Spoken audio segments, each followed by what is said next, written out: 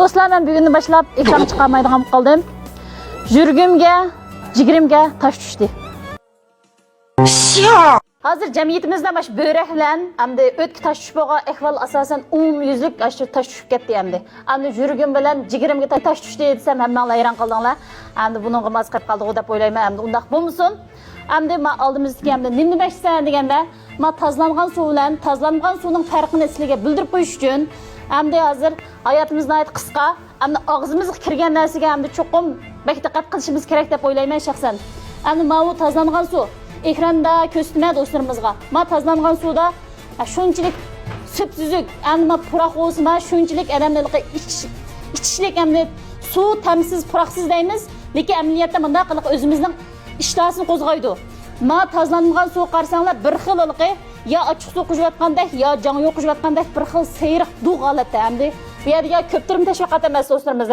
Ham o'zimizning hayotlik uchun, buningdan keyin sog'lom yashashimiz uchun ham o'zimning bir kishilik bir e'lon topquchi bo'lish sifatim bilan sizlarga bir chin hissiyotim bilan tatay deb e'lon tatib turibman do'stlarimiz. Ekran yuz ko'rsizlar.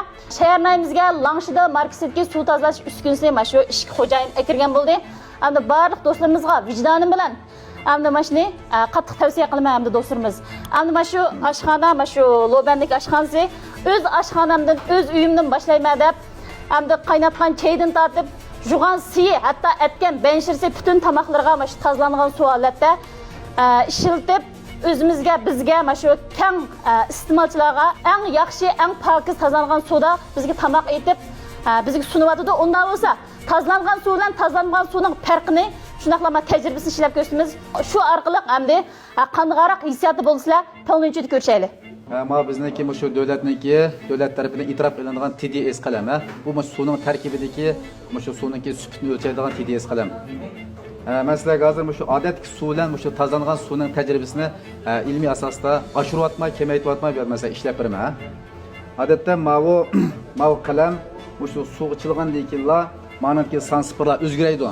Ma'nodagi sansiprlar odatda shu 0 dan 50 gacha yasa, shu davlatniki hamda shu